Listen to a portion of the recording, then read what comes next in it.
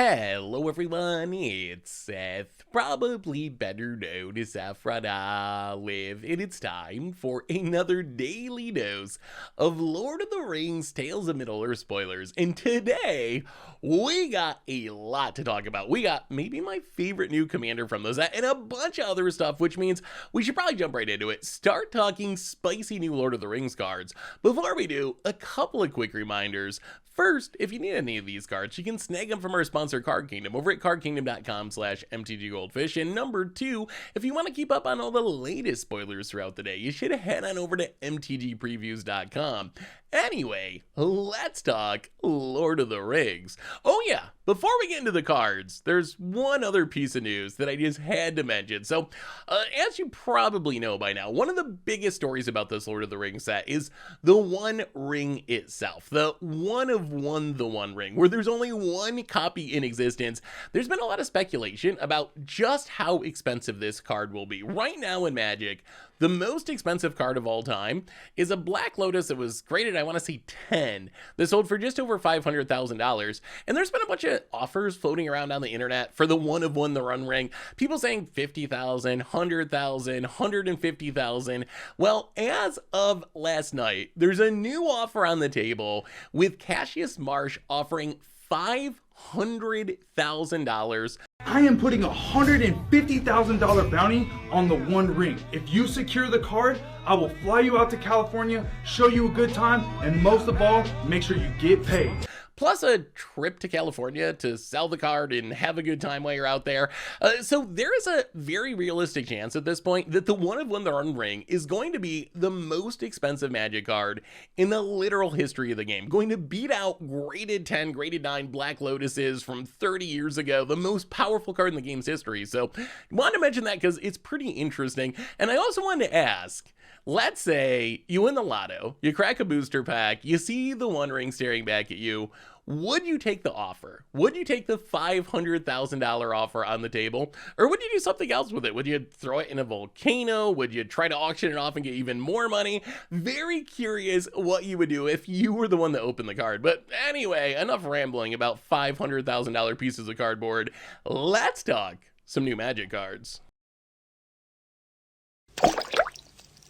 First up today, we have, I think, my favorite new commander from this set in Shelob, Child of Ungoliant. So with 6 mana, 8/8 legendary demon spider, it has Death Touch in Ward 2. It gives your other spiders Death Touch in Ward 2, and then it has a really spicy ability. Whenever another creature dealt damage this turn by a spider you control dies, create a token that's a copy of that creature, except as a food token and loses all other card types.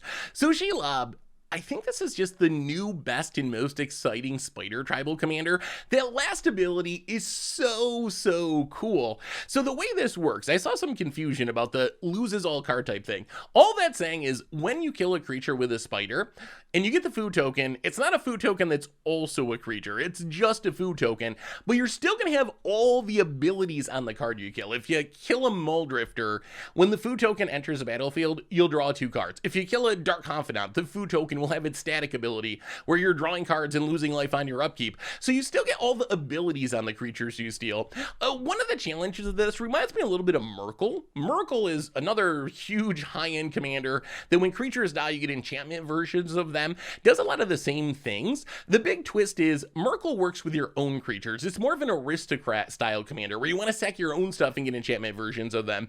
Shelob is going to primarily be stealing your opponent's creatures. I guess there's probably a way to make your spiders kill your own creatures. It's probably a little tricky, but there's probably a way to do that if you want to try to go that direction. But most of the time, your spiders are going to be killing your opponent's creatures and you're going to get copies of them. So it makes it a little bit trickier to build around. Merkle, you can really build around the aristocrat plan because you get to make enchantments of creatures in your deck. Shelob is primarily going to be making food tokens of creatures in your opponent's deck, but this is just a really cool card. So I think this is immediately the sweetest and going to be the most popular spider commander. There's a few options for spiders, Thantis, Ishkana, Blacks, I guess. Shelob is just way more exciting than any of those. So you play Ishkana in your Shelob deck, of course, or whatever, but I think Shelob is the way people are going to go with this deck. There are a lot of spiders in Magic, enough to build a full commander deck of them. Most of them are kind of overcosted and just these like low power, high toughness reach things. So your support spiders are not going to be that great, but I think that's okay because Shelob is just so powerful. I think it's going to make the rest of your bad spiders, by giving them Death Touch and Ward and its ability to steal creatures and food tokens, I think it's strong enough to make a bunch of bad spiders into an actual strong, good commander deck. No chance in Modern, like 6 mana 8/8, maybe for against the odds just to be funny, but I don't think there's any chance we actually can make this work competitively in Modern. So how do you actually make your spiders kill your opponent's creatures? There's a few different ways. So first, there are some spider cards that can kind of do it, like Silklash Spider has an ability where you can pay double green and X and deal X damage to each creature with flying. So if there's a bunch of flyers, you can just dump all your mana into Silklash Spider, kill all the flyers, you'll get food copy tokens of all of them thanks to Shelob. Spitting Spider, kind of like a really bad version of that, you gotta sack lands to do it. One of my favorite Shelob cards is Arachnogenesis. A Spider Fog, 3 mana, prevents all combat damage to non-spider creatures for a turn, and you get to make X 1/2 green spider creature tokens with reach, where X is the number of creatures attacking you. So in your dream world, you got Shelob down and your opponents swing at you with a huge board of creatures, and then you Arachnogenesis, make a bunch of little spiders, block a bunch of your opponent's stuff, kill it, get food token copies of them, and your spiders stick around because the damage is prevented. There's also fight spells. I think this is going to be a really popular way to build around Shelob. Fight spells are a really easy way to make your spiders damage and kill your opponent's creatures, because remember, all your spiders have Death Touch, so if you Blizzard Brawl using a 1 power spider, it can kill any creature on the battlefield. So you just Blizzard Brawl, fight down the best creature, get a food token copy of it. Also really good with like Tandem Takedown, Kamal's Will, cards that say a creature deals damage equal to its power to a target creature. It's like a fight spell, except you don't lose your thing. Plus remember, Shelob is a pretty good fighter itself. Like an 8/8's a pretty big body, so you should be able to take down a lot of stuff without using Shelob. Probably the best card, I think, in a Shelob deck is going to be Thornbite Staff. Equipment, or there's even some enchantments that let your creatures tap to deal damage to another creature. So Thornbite Staff is the best. This is, oh my goodness, it's so perfect for Shelob. 2 mana 4 to equip. Its big ability is equip creature has pay 2 tap it. It deals 1 damage to target creature or player, and when a creature is put into the graveyard from play, untap this creature. So how this works is, you got Shelob down, you get Thornbite Staff on literally any spider, doesn't matter which one. They all have Death Touch, so that single damage can kill any creature on the battlefield. So you pay 2, tap your Thornbite Staff spider, snipe the best creature on the battlefield, get a food copy of it, and when your opponent's creature goes to the graveyard, you get to untap the Thornbite Staff spider, so you get to do it again and do it again. So for 2 mana, you basically kill the best creature your opponent controls, and you get the food token copy of it. You can, if you have enough mana, snipe down the entire board this way. If you need a more budget-friendly version, stuff like Viridian Longbow, Pathway of Arrows, you don't get the repeatability, the untapping of Thornbite Staff, but still, 1 damage to something, just snipe down whatever you want, get copies of it. Another way to go with this is lure effects, cards that make your opponent's creatures block your creatures. Probably the best of these is Roar the Challenge, just 3 mana sorcery, all creatures able to block target creature do so, and then it has Ferocious, so if your creature has power 4 or greater, it gains Indestructible. So you get down Shelob, you Roar the Challenge, make it indestructible, attack an opponent, all of their stuff has to block Shelob, you just put 1 damage on each of them, all your opponent's stuff is gonna die, so it's like a plague win almost for one player. Destroy all their creatures, and you get the food token copies of it, but also like Literal Lure, Revenge of the Hunted, Nemesis Mask, kind of an equipment way to do it. So anything that can force your opponent to interact with your death touching spiders. Also pretty good with token synergies. I think this is kind of like the backup plan, Doubling Season, Parallel Lives. Those are really good because it's going to double the number of food tokens you get. So if you kill the Muldrifter with a spider, you're going to get 2 Muldrifter food tokens, draw 4 cards. On the other hand, Populate doesn't actually work with Shelob. I want to mention this just so people don't accidentally go that direction. You would think it would, but Populate actually specifically says it only copies creature tokens. So while Doubling Season, absurd, Parallel Lives, absurd, Druid's Deliverance, Full Flowering, any Populate stuff, no, you don't want those for a Shelob deck. There's even a combo for this, which is absolutely hilarious. So the best combo I've seen is Shelob plus Mutavault plus Noxious Field. So Mutavault, a land that can turn into a creature that's all creature types, and then Noxious Field enchants a land, and it gives the land the ability to tap to have the land deal 1 damage to each creature in each player. So how this works is, you got Shelob down, you Mutavault, you put the Noxious Field on it, you turn Mutavault into a land, so it's a spider, and it's going to have Death Touch, and then you just tap it, and it's going to ping everything for 1. Thanks to Death Touch, everything's going to die on your opponent's board and on your board, and then you're going to get food token copies of every creature on the battlefield. It's like a 3-mana Wrath, essentially, that's also going to give you a ridiculous number of food tokens and all the ETB and static abilities of all the creatures that died on those food tokens. So I think that's another really hilarious way to build around Shelob. So Shelob, I'm really hyped to build this. If you haven't picked up on that yet, I'm really hyped to build this as one of my commander decks.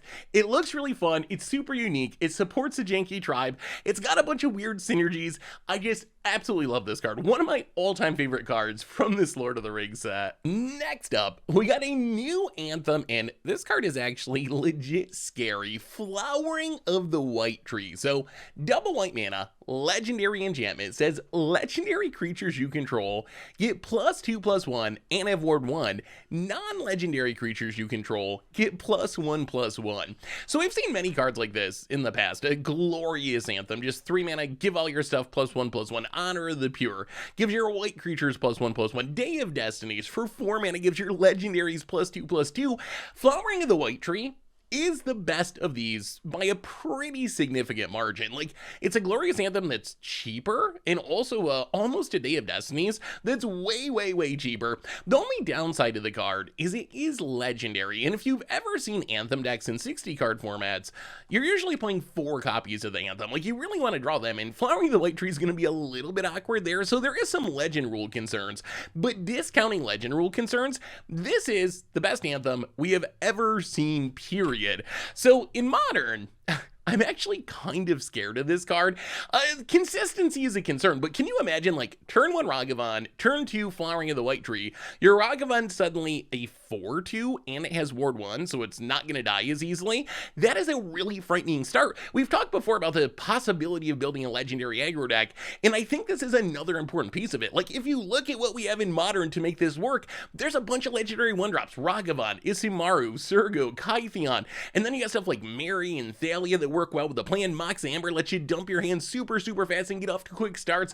So I think that maybe this deck can actually exist. Like I said, there's a little concern, like, can you play 4 Flowering of the White Trees? Or are you just gonna, like, have an opening hand that's like, imagine like 2 lands, 2 Ragavans, 3 Flowering of the White Trees. Like, what do you do with that because of the legend rule? But if there's a way you can minimize the drawback of the legend rule, maybe lootering effects, filtering effects, playing more like 1 and 2 ofs rather than 4 ofs, this is a really powerful card that I think actually has a chance to be playable in Modern.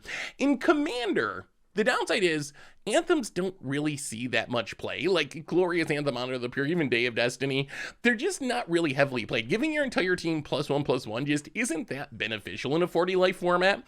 But Flowering of the White Tree might have an upside to change that, especially if you have a bunch of legends. Like, I don't think giving your non-legends +1/+1 is all that exciting, but if you're playing Arvad, is probably the best example because it is an anthem on a body out of the command zone. In a deck like that, Flowering of the White Tree is going to be absurd. Or like Shonage, Yoshimaru, Ragak. Imagine like Yoshimaru, Ragak partners, and your plan is just like, play both of your commanders on turn 1 and then Flowering of the White Tree on turn 2 to pump them and start getting in a ton of damage.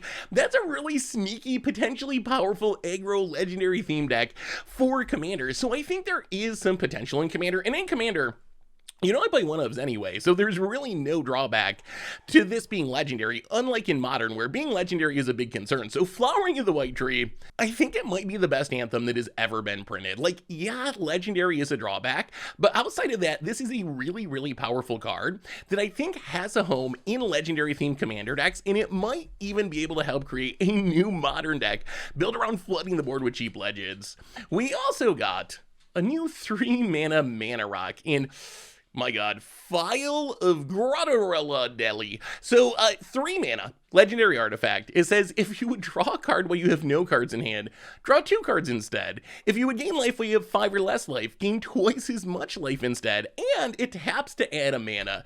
So on level 1, this is a 3-mana mana rock. And I know 3-mana mana rocks are out of style in Commander these days. Everyone wants 2-mana mana rocks, but I'm a firm believer that 3-mana mana rocks with upside are still very good. And I think if you look at EDH Rec or whatever, and look at what mana rocks you play, that's really backed up by the data. Like, sure, Manalith isn't a card you need to play in Commander anymore. Even if you're a budget deck, there's just better options available.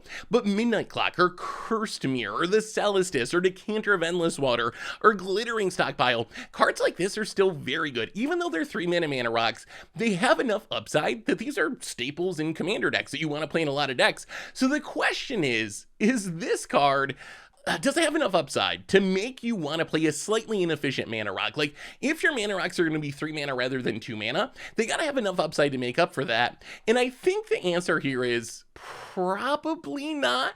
So both of the things this card does are strong. Like, if you think about comparisons, it's essentially Thought Reflection mixed with Boon Reflection. Those are 2 very expensive cards. Or maybe Elhamret's Archive is an even better comparison. Like, these are very expensive, powerful cards, and they don't work as mana rocks. So you can see the power of this card. The problem is the restriction to actually get the abilities and get the upside of this card are actually pretty harsh. Like, if you don't have literally 0 cards in hand, you don't get any upside from the card draw. If you're over 5 life, which is going to be most of the time in a game of Commander, the life gain effect is going to do nothing. So this is, a lot of the time, going to just be a Manalith. Sure, it's going to be a Manalith that every once in a while something goes horribly wrong and someone mind twists away your hand and you get to draw an extra card, or something goes horribly wrong and you're almost dead and you get to gain a bit of extra life. But in like 90%, or maybe even more, maybe it's 95, 98% of situations, this is literally just going to be a Manalith. So I think in most decks, this isn't worth playing. For me, I love Celestis. I'll jam Celestis in like any Commander deck. To me, this is not a Celestis. I don't think in just a generic deck it's going to be worth it. But I think there are some specific decks where this is going to be one of your best mana rocks. There's 2 types of archetypes that'll really like this. One is life swapping decks. These are fringe archetypes in Commander.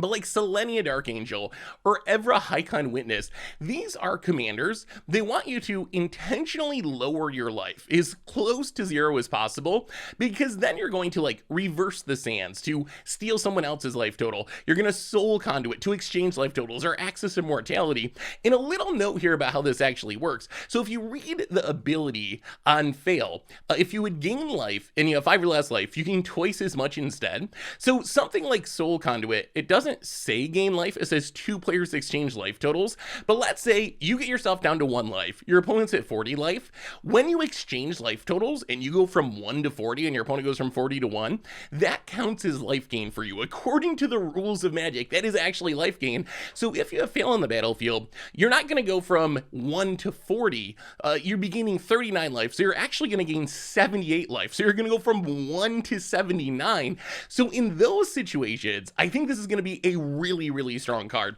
The other place this could show up is in Hellbent style decks, and these decks aren't very popular in Commander because people love having cards in hand, and you don't usually want to be the person with no cards in hand. But if you're playing like Hazaret the Fervent as your commander, or Neheb the Worthy as your commander, commanders that reward you for being out of cards or being close to out of cards, then this becomes very good. You can get empty-handed to support your commander, and then when you draw for your turn, you get 2 cards instead of 1 card. There's also some weird potential synergies like Bottled Colster. At the beginning of each opponent's upkeep, you remove your hand from the game face down, and at the beginning of your upkeep, all the cards come back into your hand and you draw an extra card. So if you have onboard card draw effects, you could like empty your hand with Colster and then draw a card, which will actually be 2 cards because of Phial, and then you get some extra value that way. So I think that's my plan for this card. I don't think it offers enough generic value to just run in any deck, but in those specific fringe archetypes like life swapping or Hellbent style decks, then I think this is definitely worth it, even though it costs 3 mana. We also got a pretty spicy new Spirit Noble legend in King of the Oathbreakers. So King of the Oathbreakers, 4 mana Orzhov 3/3 legendary Spirit Noble. It is flying. It says whenever it or another spirit you control becomes a target of a spell, it phases out. And then when it or another spirit you control phases in, create a tapped 1/1 white spirit creature token with flying. So King of the Oathbreakers, this card is really intriguing to me. me. As a 4-mana 3/3 without an ETB trigger, I'm a little skeptical it can make it in 60 card formats, but in Commander this is something we've never really seen before, which is a commander that specifically cares about phasing out. So if you want to build a phasing out deck, this is a really interesting option, and it can snowball pretty hard because it makes a spirit whenever it or another spirit comes into play, and that doesn't say non-token spirit. You can use this to start making spirit tokens and then phase everything out, and then your spirit tokens that you made before are going to make more spirit tokens, and then you build this increasing board of spirit tokens until you eventually overwhelm your opponent. So level 1 of this card, it's going to be essentially impossible for your opponent to kill with targeted removal. It can still die to wraths. It can still die to non-spells. So like a Ravenous Chupacabra isn't a spell, so that would be able to kill it. But if your opponent tries to Doomblade or Swords to Plowshares or name a targeted removal spell, your King of the Oathbreakers, it's simply going to phase itself out, and then it'll come back in on your upkeep, and you'll get a spirit token. So essentially your opponents don't want to target this with their targeted removal spells because they're not going to kill it, and you're going to get a spirit as a bonus. There are quite a few black-white spirits. I think the more spirits in your deck, the better your King of the Oathbreakers deck is going to be, because remember, its ability works with any spirit. So if your opponent tries to Doomblade or Sword your Ow, or your Cryptcast, or your Obsidian, or your Divinity of the Pride, or a Name, those are going to phase out as well, and then come back into play and make more spirits. A little bit awkward to be missing blue. Blue is like the best spirit color, but there are enough spirits, especially once you go back to Kamigawa, which had a pretty heavy black spirit theme, to build an Orzhov Commander spirit deck with King of the Oathbreakers. I think the best way to use this, though, is kind of like a feather, where you're using this with the plan being you're going to target your own stuff to trigger King of the Oathbreakers to be able to not only save your board or keep it out of, wrath mode or whatever, but also make a ton of spirits. There's some cards in Magic that for a pretty low price can target your entire team. So we got the common ones like Eerie Interlude, Semester's End, Launch the Fleet. Those cards are fine. Like Eerie Interlude normally will blink your team any number of creatures, any number of target creatures. So you would cast this, you target all of your creatures, but then your Eerie Interlude would technically fizzle because all your stuff will phase out before it resolves, and then it'll all come back and it'll all make a bunch of tokens when it comes into play. But I think similar to like Feather or Orvar, these commanders that really care about being targeted and make really janky cards that you don't see anywhere else playable, some of the best cards for King of the Oathbreakers are going to be some really forgotten old cards, like Scapegoat, for example. 1 mana, sack a creature, return any number of target creatures you control to its owner's hand. So this is 1 mana, target your entire team. So your entire team is going to phase out for 1 mana at instant speed. And then when your team comes back into play, you're going to get a spirit token for each of them, which is a ton of value. There's also like Heaven's Gate, Touch of Darkness, these old Legends cards that just let you target any number of creatures to change their color. Like, you don't care about changing the color. This is just 1 mana, phase out my entire team, make a ton of spirits. So I think that's the most common direction for King of the Oathbreakers. Play the good spirits, and then play cheap things that can target all your creatures, so you can just phase them out every turn to make this massive board of spirit tokens. You can also play literal phasing cards, like King of the Oathbreakers kind of turns any of these cards we're talking about, Scapegoat and Heaven's Gate, into Teferi's Protection or Guardians of the Faith on the cheap, but you can still play Teferi's Protection. Like King of the Oathbreakers, it doesn't really care about you targeting your stuff, it just cares about your stuff phasing back in. So if you phase out your entire team with the Teferi's Protection, you're still going to get the spirits when your team comes back into play, or Guardian of Faith or Clever Concealment. There's also one spirit that works really sneaky well with this, which is Hirobi Death Whale. So Hirobi Death Whale, 4 mana, 4/4 flying. It says when a creature becomes the target of a spell or an ability, destroy that creature. So if we go back to all these spells that can target, like look at Remedy, for example. 2 mana instant, prevent the next 5 damage, divided any way you choose among any number of target creatures or players. So what this is you can target up to 5 creatures with a relatively useless ability for 2 mana. So let's say you have Hirobi out. You can take and cast your Remedy, targeting 5 of your opponent's creatures, and they're all going to be destroyed, which is absolutely insane. You're like building a 2 mana instant speed Wrath with Hirobi out, and you might be thinking, oh no, but aren't I going to sacrifice or get all my own creatures destroyed? But not actually, because how this is going to work, let's say you have Hirobi and King of the Oathbreakers, you remedy your own creatures to phase them out, you're going to get a Hirobi trigger saying like destroy that creature, but you're also going to have the King of the Oathbreaker trigger saying phase out this creature. So all you got to do is make the King of the Oathbreaker trigger resolve first, and Hirobi's not going to kill your own team. team. So Hirobi, I think, is a really sneaky way to turn all these super janky cards that you want to play to phase out your own team and make spirits and generate value into really powerful, weird removal spells. So I think Hirobi is going to be a staple in King of the Oathbreaker decks. So as I mentioned before, I'm viewing King of the Oathbreakers kind of like Feather, or kind of like Orvar with his spirit sub-theme. I think you want to play the good spirits, you want to play Hirobi, and, you know, just whatever good spirits are in the Orzhov colors, but then you also want to have these cheap targeting spells, because King of the Oathbreakers really rewards you for targeting your own stuff, just like Feather, just like Orvar, so I think this is actually a pretty strong commander. There's also a very different way you can go with King of the Oathbreakers, which is go King of the Oathbreakers Voltron. We've been talking about, like, okay, play a bunch of spirits, try to blink them all out, phase them all out, make a bunch more spirits, and overwhelm your opponent by going wide. The other place that King of the Oathbreakers is really sneaky good is as a Voltron commander, specifically with equipment. So the idea here would be you play your King of the Oathbreakers and try to load it up with Sword of Bodied Minds, load it up with Argentum armors, and then if your opponent tries to kill your King of the Oathbreakers, well, you just phase it out. And the way phasing works with stuff like equipment is the equipment stays on the creature. So when your king phases out, the equipment are going to phase out too, and they're going to still be on the king when it comes back into play. So you're not going to have to keep paying 6 mana to equip Argentum armor or whatever. On the other hand, it is a little awkward with auras, just because let's say you ethereal armor your King of the Oathbreakers. Your King of the Oathbreakers is going to phase itself out before the ethereal armor resolves, so it fizzles. So if you do go Voltron, definitely go more Orzhov equipment Voltron rather than Aura Voltron. If you can find a way to get an ethereal armor on your king without it phasing out and fizzling, it is going to stick around just like the equipment. It phases out alongside the king, will still be on it, but it seems like it's going to be challenging to actually get auras on the king without it phasing out in response and fizzling. But I think some sort of Orzhov equipment Voltron deck with King also sounds like it has promise, just because King is so hard for opponents to kill.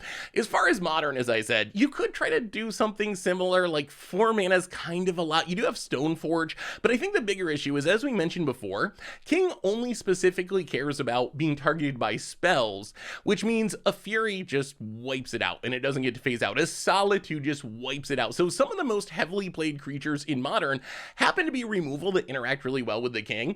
And I don't think it's above the curve enough to make it worth the risk of getting Furied or Solituded. So I think it's mostly a commander card, but I'm actually really hyped to build around this card. This is one of those commanders that does something unique that we've never seen before. We've never had a phasing tribal commander. Even just being an Orzhov Spirit commander is kind of unique. And then you add on top of that this phasing tribal thing that we've really never seen before, and the ability to make these really weird janky cards that no other commander deck would ever want to play. Like the remedy tricks we were talking about, making those cards some of the best cards in your deck, and that is my favorite style of commander. Next on our list, we got a new green enchantment in Elven Chorus. So 3 mana enchantment says you can look at the top card of your library at any time. You can cast creature spells from the top of your library, and creatures you control have tap to add a mana of any color. So Elven Chorus is essentially like if Future Sight and Cryptolith Rites had a baby. I guess even more specifically Vizier than Menagerie, because Future Sight lets you play anything off the top of your deck. Elven Chorus is just creatures, so it's really Vizier plus Cryptolith Rites, but that's a pretty appealing combination that can have some really sneaky combo potential. So I think probably the best way to build around this is haste in ways to play lands off the top of your deck and make additional land drops. Like the dream scenario is you get a Concordant Crossroads, so all your creatures have haste. Then you can play creatures off the top of your deck. They're going to have haste, so you can immediately tap them for mana. And then the way a card like this fizzles is having a bunch of lands on the top of your deck. But if you have like Oracle of Moldiah, you can play lands off the top of your deck, and then you throw in like Azusa or Dryad of the Ilsen Grove to make multiple land drops, and you can have some pretty big combo turns where you just play through a massive chunk of your library thanks to Elven Chorus. There could be some fringe Modern potential as a sideboard card. I think like Elves in Modern. You're playing Elves. Elves has a ton of creatures, but they're also pretty susceptible to board wipes. So let's say your opponent is playing control. They can wipe your board. Elven Chorus seems like a pretty good way to rebuild. You just play this and try to play a bunch of elves off the top of your deck to rebuild your board. You can tap them for mana, which elves kind of do anyway, but I can see this being like, for super creature heavy decks, a sideboard card to fight against control. Is it better than like Augur of Autumn? Augur of Autumn's probably better overall, since it lets you play lands off the top of your deck, and then eventually creatures off the top of your deck. They do interact pretty well together, but Augur of Autumn is a creature, so it would get caught up in that board wipe we were talking about, so maybe there's some potential there as well. I think the main home for this card, though, is, once again, like many of these Lord of the Rings cards, going to be in commander decks, where I think this has the potential to be an almost staple level card in really creature-heavy archetypes. Like Animar is a good example. Animar just wants a ton of creatures, plus it makes your creatures cheaper, so you play Animar, your deck's full of creatures anyway, Elven Chorus, you start just chaining them together off the top of your deck, hopefully give your stuff haste, do those little combo things we were talking about. Sneaky good with Momir Vig, Simic Visionary, since Momir Vig, when you cast a green creature, you get to put a card on the top of your library, a creature card, so you can cast a creature from the top of your library, and then tutor up another one to cast again off the top of your library, and just keep chaining together creatures for as long as you have mana. Also pretty good with commanders that can go wide, like Namada or Reese. They make a bunch of tokens. All of those tokens tapping to add mana gets really, really scary really quickly. And then you have stuff like Tyver the Bellicose. Tyver cares about creatures being tapped for mana. It puts counters on them. So this is a way to turn all your creatures into mana dorks to get counters from Tyvar. So those are probably the main homes I'd be looking at. There's even some janky infinite combo potential. Like an easy one is Amara's Soul of the Accord, Intruder Alarm, and Elven Chorus. So Elven Chorus lets Amara tap for mana. When Amara becomes tapped, it makes a 1/1 soldier creature token. And then Intruder Alarm, when a creature comes into play, you untap all the creatures. So that'll untap the Amara, so you do it again, so you make infinite soldier tokens. Another possibility is like Kinnan and Freed from the Reel. Kinnan lets your stuff tap for 2 mana. If you can give it a mana ability, it's going to tap for 2 mana. And then Freed for the Reel can untap the enchanted creature for 1 mana. So essentially you tap Kinnan for 2 mana, and then untap it for 1 mana, and then tap it for 2 mana, untap it for 1 mana, make infinite mana, and then Kinnan's ability will just let you play all the humans from your deck, plus you can play cards off the top of your deck with Elven Chorus. So Elven Chorus, Kinnan, Freed from the Reel, not only is it infinite mana, it is literally play every creature from your deck, which is absolutely ridiculous. So stuff like that seems like a fun way to take advantage of this card as well. So Elven Chorus seems good for creature heavy decks. If you're playing a super creature heavy deck, either trying to go wide or just, playing a bunch of creatures, I think this is in the conversation at least for your commander deck. And then if you have some of those combos we were talking about, it goes up even more in value. Finally today, lightning rounding through some lower rarity stuff. Shagrat, kind of an interesting Rakdos equipment commander. 4 mana 4/4 legendary orc soldier. When it attacks, attach up to 1 target equipment to it, then amass Orc's X, where X is a number of equipment attached to it. So obviously you want to play this and load it up with equipment, but notice it can steal your opponent's equipment as well. So if your opponent has a sweet equipment, attacking with this lets you steal that equipment and take advantage of it and make a bigger orc. We have tons of Boros equipment commanders, but there's really no Rakdos equipment commanders. I was looking at EDH Rec, and the most popular Rakdos equipment pairing is actually just 2 sort of Voltron-y uncommon partners that make your commander a little bit better. So I think Shagrat, if you want to build equipment, but you want to be Rakdos instead of Boros, I think this is actually just the best option. We also got Fiery Inscription. So 3 mana enchantment. When it enters the battlefield, the ring tempts you, and when you cast an instant or sorcery spell, it deals 2 damage to each opponent. So Fiery Inscription, it's essentially Gutter Snipe, but on an enchantment. And for a card like Gutter Snipe that you want to sit out on the battlefield, you would normally much rather have an enchantment than a 2/2 creature. A 2/2 creature just dies too easily. And I think Gutter Snipe actually sees quite a bit of play. If you're playing any sort of damage-based commander deck, like Torwaki the Younger, Viran, Torbrand, Soltham, Kirk the Thumbless, kind of hilarious because you bounce your own spells and get to keep copying and recasting them. If you're playing a deck like this, you're probably playing Gutter Snipe.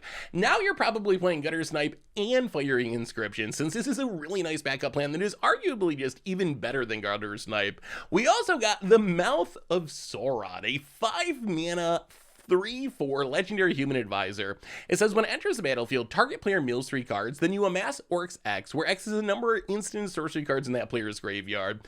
So obviously, you could use this to mill your opponent, but I think this is really like a self-mill commander.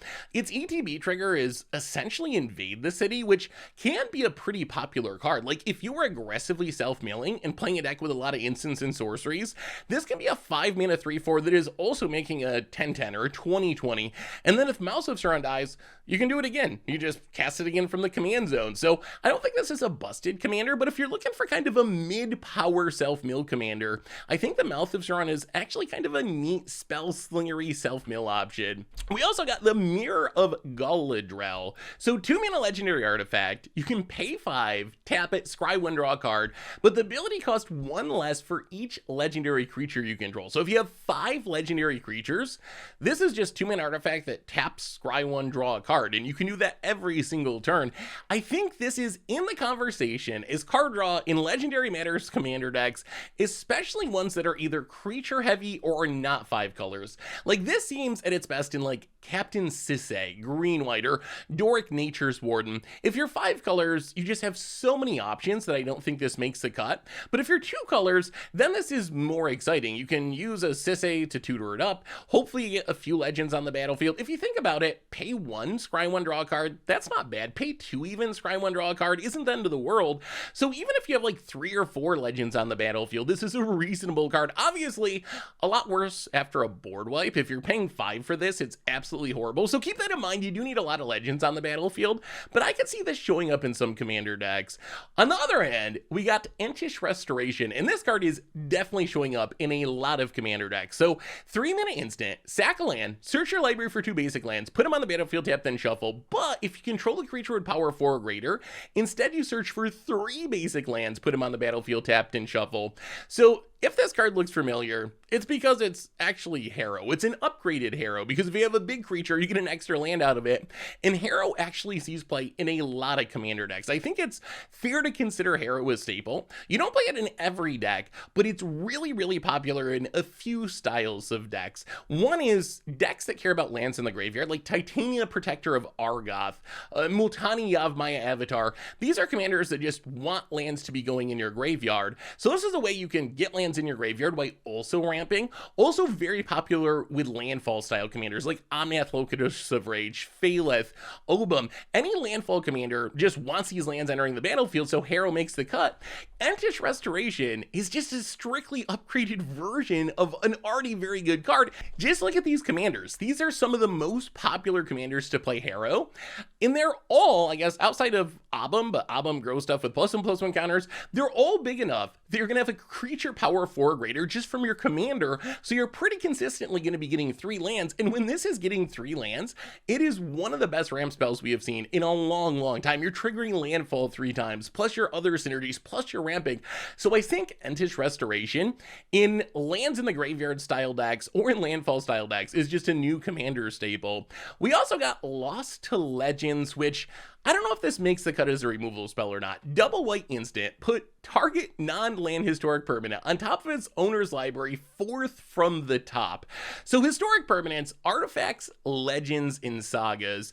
So if you think about commander, artifacts, there's a lot of mana rocks, but you normally don't want to be tucking your opponent's mana rock. That's just kind of poking the bear for no reason. Sagas, you run into a little bit, but not all that often. The big one is legendaries. We keep getting more of them. Every commander deck is going to have legends in the command zone to be their commander, plus just a lot of good cards are legendary these days. So I think that means this is in the conversation. Like the floor is 2 mana, get rid of your opponent's commander at instant speed, plus you get the upside of hitting other legends, artifacts, and sagas.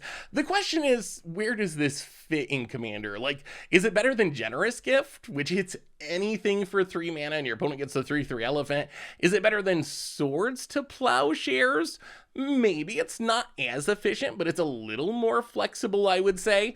So I think this is in the conversation for white removal in Commander. For me in Commander, I want the most flexible removal possible. That's why for me, Generous Gift is actually just better than Swords to Plowshares. I would rather have a less efficient card that can hit anything than a more efficient card that only deals with creatures. The question is, how much does Lost to Legend hit? Like, is hitting historic permanents enough? Is that flexible enough to be worth the slot in the deck? And I think it's close. I think it's right on the cusp of being playable, so worth keeping in mind as part of your removal package at least.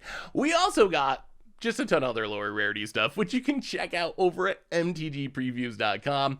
Anyway, that brings us to the end of our daily Lord of the Rings spoilers for today. So what do you think? What do you think about the new Spider Legend? What commander from this set are you most interested in building? What about all the other cards? Did you see anything that might have a chance in Modern today? Let me know what you think in the comments. Thanks for watching, everyone. I hope you enjoy it, and I'll be back tomorrow with more daily Lord of the Rings spoilers. Until then, have a spectacular day, and I will talk to you soon.